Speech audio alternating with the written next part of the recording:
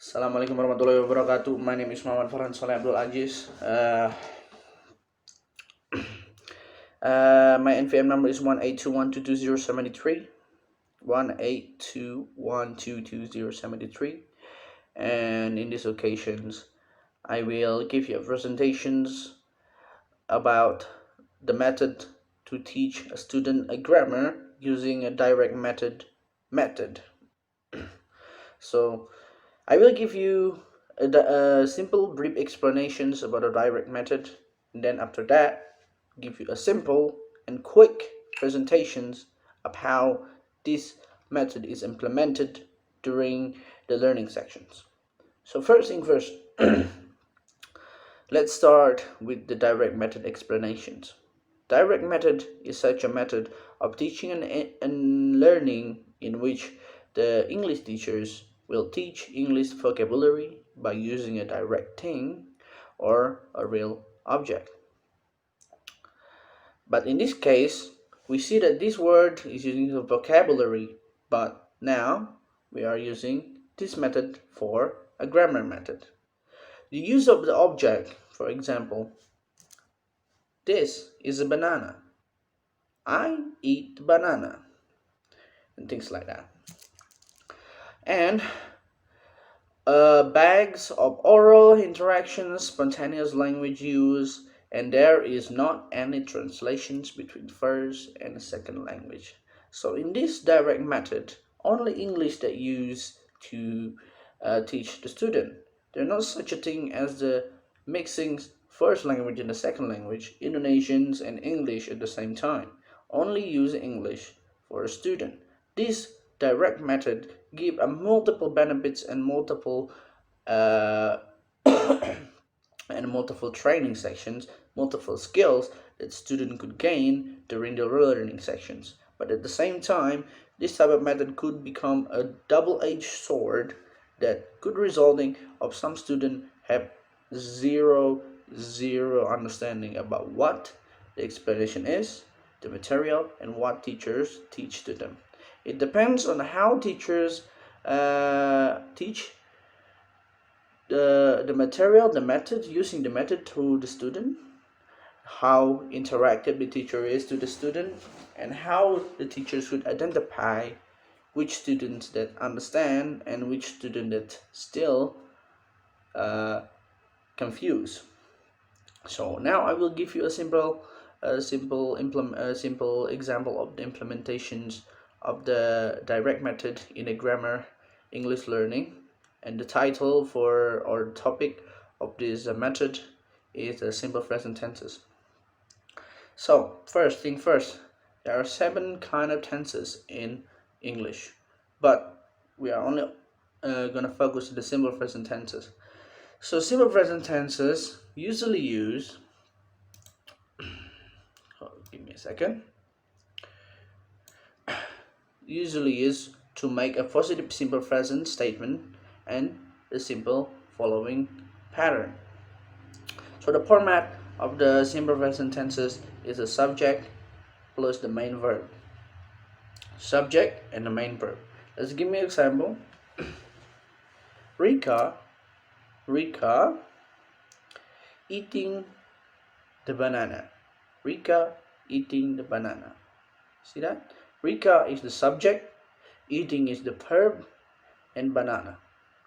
But using ing not make it a simple present tense, so we have to change it. So Rika eat banana. Rika eat banana. That is how a simple present tense works. Or another example of the sentences is cheetah is the fastest land animal in the world. So cheetah is the subject and is the verb. And then one more example. Give me a second. Fruit and vegetables. Fruit, this is fruit, this is banana, and vegetables contains a lot of vitamins. So fruit and vegetables is the subject, contain is the main verb. On the other hand, using a simple present tense is also beneficial if you want to use it in a social world, because there are also three form or three kind of form in simple present tense. First is the one that I've just said to you. The second one is going to be a questioner form, and the third one is a negative form. Let's continue to the negative form first, because somehow it's what it came out first from my PowerPoint. But yeah. Oh yeah, I forget about something. The adverb that you could use in your simple present tenses. There are a different kind of adverb, but I want to tell you that you could use a never, sometimes, usually, frequently, often, and always. It could use in your simple present tenses. For example, is sometimes I, excuse me, I sometimes skip breakfast. And then she goes to school late. And then the next one is Mr. and Mrs. James always visit their grandchildren. So as you can see here, I in the first sentence is the subject, and skip is the verb, the main verb, and sometimes is the adverb. Sometimes is the the implication or the word that give you a meaning of the time or situation, things like that. And then she goes to school late. She is the subject, goes is the verb, and then late is the adverb. The next one is Mr. and Mrs. Jones always visited their grandchildren. So Mr. and Mrs. Jones is the subject. Always is the adverb. Always is the adverb. And visit is the verb. Now let's continue to the questionnaire form of the simple present tenses. Pretty simple, pretty easy. Negative sentences format is the subject first plus doesn't or does plus the main verb in the base form. So I give you an example. Peter bakes a delicious cookie. Peter bakes a delicious cookie. And then you change it to the negative form. Negative form. Okay, I'm sorry. Maybe I said a question form before. I'm sorry. This is actually negative form because I write it in a PowerPoint. Somehow my minds go crazy. So Peter doesn't bake delicious cookie.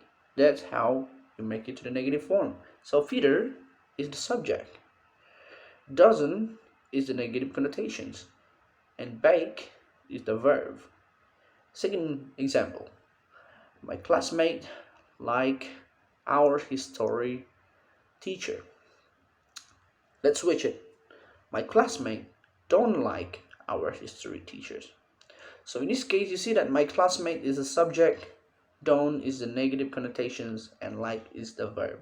So maybe you're asking why Peter using doesn't and why classmate use don't. The one that use don't is also the same by another if you use do as well, because the one that use don't and do is I, you, they, and we, and then Peter is not I or you. Peter is he or she or it, because of that Peter used doesn't. So in the simple form is used does.